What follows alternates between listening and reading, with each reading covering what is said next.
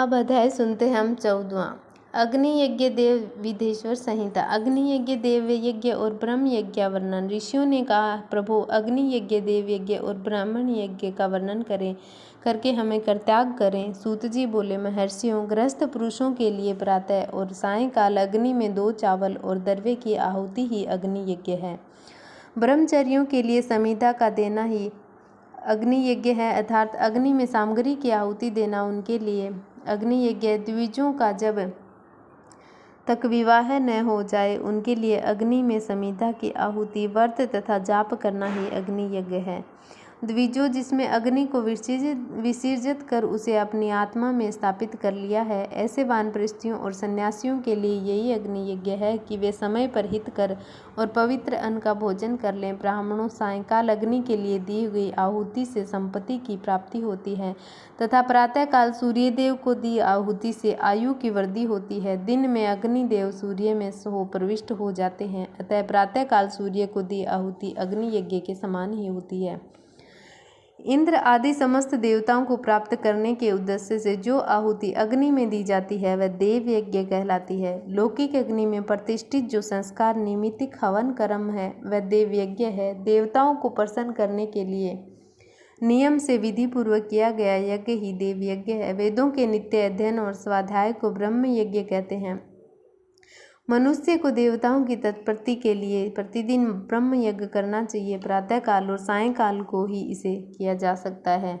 अग्नि के बिना देवयज्ञ कैसे होता है, इसे श्रद्धा और आदर से सुनो। सृष्टि के आरंभ में सर्वज्ञ और सर्वसमर्थ महादेव शिवजी ने समस्त लोगों के उपकार के लिए वारों की कल्पना की। भगवान शिव संसार रूपी रोग को दूर करने के लिए वेद है, सबकी ज्ञाता तथा समस्त औषधियों के औषध हैं। भगवान शिव ने सबसे पहले अपने वार की रचना की जो आरोग्य प्रदान करने वाला है। तत्पश्चात अपनी माया शक्ति का वार बनाया जो संपत्ति प्रदान करने वाला है। जन्म काल में दुर्गतिस्थ बालक की रक्षा के लिए कुमार के वार की कल्पना की। आलस्य और पाप की निवृत्ति तथा समस्त लोगों का हित करने की इच्छा से लोक रक्षक भगवान विष्णु का वार बनाया। इसके बाद शिवजी ने पुष्टि और रक्षा के लिए आयु करता त्रिलोक सृष्टि परमेष्टि ब्राह्मणा का आयुष्कार कर वार बनाया। तीनों लोकों की वृद्धि के लिए पहले पुण्य पाप की रचना होने पर लोगों को शुभाशुभ फल देने वाले इंद्र और यम के वारों का निर्माण किया। ये वार भोग देने वाले तथा मृत्यु भय को दूर करने वाले हैं। इसके उपरांत भगवान शिव ने 7 ग्रहों को इन वारों का स्वामी निश्चित किया। ये सभी ग्रह नक्षत्र ज्योतिर्मंडल में प्रतिष्ठित है। शिव के वार के स्वामी सूर्य हैं, शक्ति संबंधी वार के स्वामी सोम कुमार, संबंधी वार के अधिपति मंगल, विष्णु वार के स्वामी बुध, ब्रह्मा जी के वार के स्वामी बृहस्पति, इंद्र वार के स्वामी शुक्र व यम वार के स्वामी शनि हैं। अपने अपने वार में की गई देवताओं की पूजा उनके फलों को देने वाली है। सूर्य आरोग्य और चंद्रमा संपत्ति के दाता हैं। बुध व्याधियों के निवारक तथा बुद्धि प्रदाता हैं। बृहस्पति आयु की वृद्धि करते हैं। शुक्र भोग देते हैं और शनि मृत्यु का निवारण करते हैं। इन 7 वारों के फल में उनके देवताओं के पूजन से प्राप्त होते हैं। अन्य देवताओं की पूजा का फल भी भगवान शिव ही देते हैं। देवताओं की प्रसन्नता के लिए पूजा की 5 पद्धतियां हैं। पहले उन देवताओं के मंत्रों का जाप, दूसरा होम, तीसरा दान, चौथा तप तथा 5वां वेदी पर प्रतिमा के अग्नि तथा ब्राह्मण के शरीर में विशिष्ट देव की भावना करके 16 उपचारों से पूजा कर तथा आराधना करनी चाहिए। दोनों नेत्रों तथा मस्तक के रोग में और कुष्ठ रोग की शांति के लिए भगवान सूर्य की पूजा करके ब्राह्मणों को भोजन कराएं। इससे यदि प्रबल प्रारब्ध का निर्माण हो जाए तो जरा एक एवं रोगों का नाश हो जाता है। इष्ट देव के नाम मंत्रों का जाप वार के अनुसार फल देते हैं। रविवार को सूर्य देव व अन्य देवताओं के लिए तथा अन्य ब्राह्मणों के लिए विशिष्ट वस्तु अर्पित करें। यह साधन विशिष्ट फल देने वाला होता है तथा इसके द्वारा पापों की शांति होती है। सोमवार को संपत्ति व लक्ष्मी की प्राप्ति के लिए लक्ष्मी की पूजा करें तथा पत्नी के साथ ब्राह्मणों को घी में पका अन्न भोजन कराएं। मंगलवार को रोगों की शांति के लिए काली की पूजा करें। उड़द, मूंग एवं अरहर की दाल से युक्त अन्न का भोजन ब्राह्मण को कराएं। बुधवार को दधि अन्न से भगवान विष्णु का पूजन करें। ऐसा करने से पुत्र मित्र की प्राप्ति होती है। जो दीर्घायु होने की इच्छा रखते हैं वे बृहस्पतिवार को देवताओं का वस्त्र यज्ञोपवीत तथा घी मिश्रित खीर से पूजन करें। भोगों की प्राप्ति के लिए शुक्रवार को एकाग्र चित्र होकर देवताओं का पूजन करें और ब्राह्मणों की तृप्ति के लिए षड्युक्त अन्न दें। स्त्रियों की प्रसन्नता के लिए सुंदर वस्त्र का विधान करें। शनिवार अपमृत्यु का निवारण करने वाला इस दिन रुद्र की पूजा करें। तिल के होम पर वैदान के देवताओं को संतुष्ट करके ब्राह्मणों को तिल मिश्रित भोजन कराएं। इस तरह से देवताओं की पूजा करने से आरोग्य एवं उत्तम फल की प्राप्ति होती है। देवताओं के नित्य विशेष पूजन, स्नान, दान, जाप, होम तथा ब्राह्मण तर्पण एवं रवि आदि वारों में विशेष तिथि और नक्षत्रों का योग प्राप्त होने पर विभिन्न देवताओं के पूजन में जगदीश्वर भगवान शिव की ही उन देवताओं के रूप में पूजित होकर सब लोगों की आरोग्य फल प्रदान करते हैं। देश, काल, पात्र, द्रव्य, श्रद्धा एवं लोक के अनुसार उनका ध्यान रखते हुए महादेव जी आराधना करने वालों आरोग्यों की फल देते हैं। मंगल कार्य आरंभ में और अशुभ कार्यों के अंत में तथा जन्म नक्षत्रों के आने पर गृहस्थ पुरुष अपने घर में आरोग्य की समृद्धि के लिए सूर्य ग्रह का पूजन करें।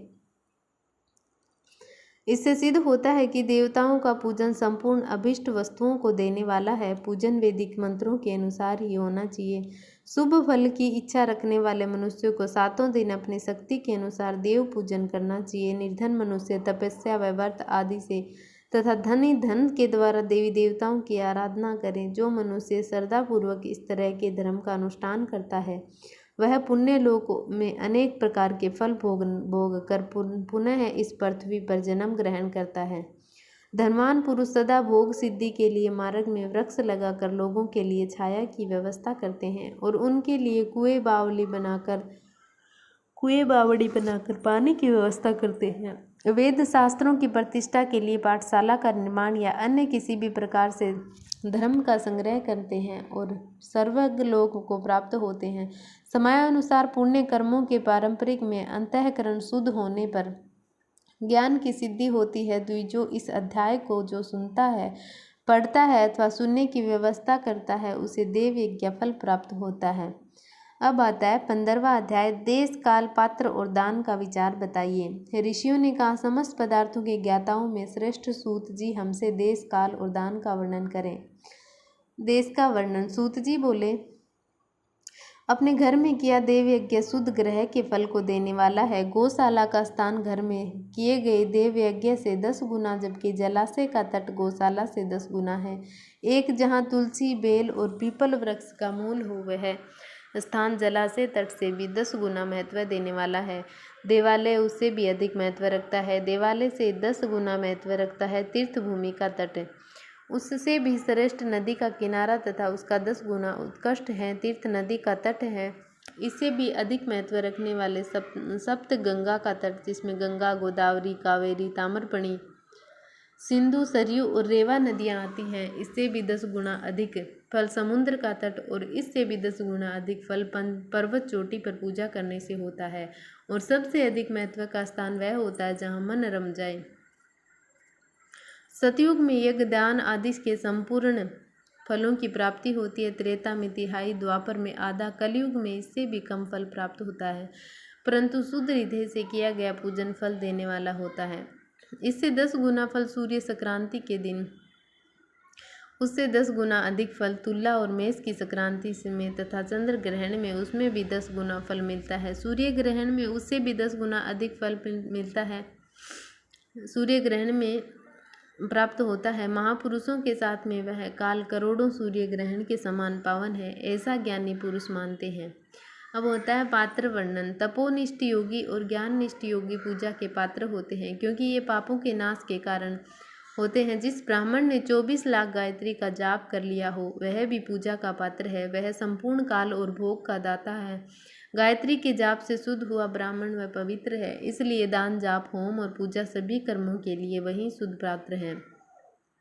स्त्री या पुरुष जो भी भूखा हो वही अन्नदाता का पात्र है। जिस पुरुष की इच्छा, जिस वस्तु की इच्छा हो उसे वह वस्तु बिना मांगे ही दी जाए तो दाता को उस दान का पूरा फल प्राप्त होता है। याचना करने के बाद दिया गया दान आधा ही फल देता है। सेवक को दिया दान चौथाई फल देता है। दीन ब्राह्मण को दिए गए धन का दानदाता को इस भूतल पर 10 वर्षों तक भोग प्रदान करने वाला है। वेद वेता को दान कर देने पर वह सर्वक लोक में देवताओं के वर्ष से 10 वर्षों तक दिव्य भोग देने वाला है। गुरु दक्षिणा में प्राप्त धन शुद्ध द्रव्य कहलाता है। इसका दान संपूर्ण फल देने वाला होता है। क्षत्रियों का शौर्य से कमाया हुआ, वेश्यों का व्यापार से आया हुआ, शूद्रों का सेवावर्ती से प्राप्त किया धन उत्तम द्रव्य है।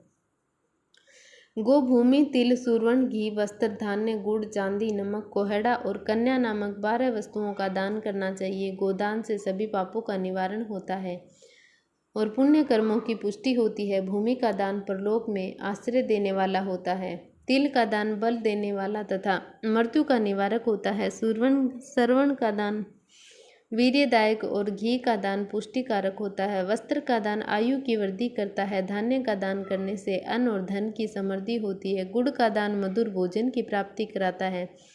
चांदी के दान से वीर्य की वृद्धि होती है। लवण के दान से सरस भोजन की प्राप्ति होती है। कोयड़ा या कुष्मांडू के दान से पुष्टिदायक माना जाता है।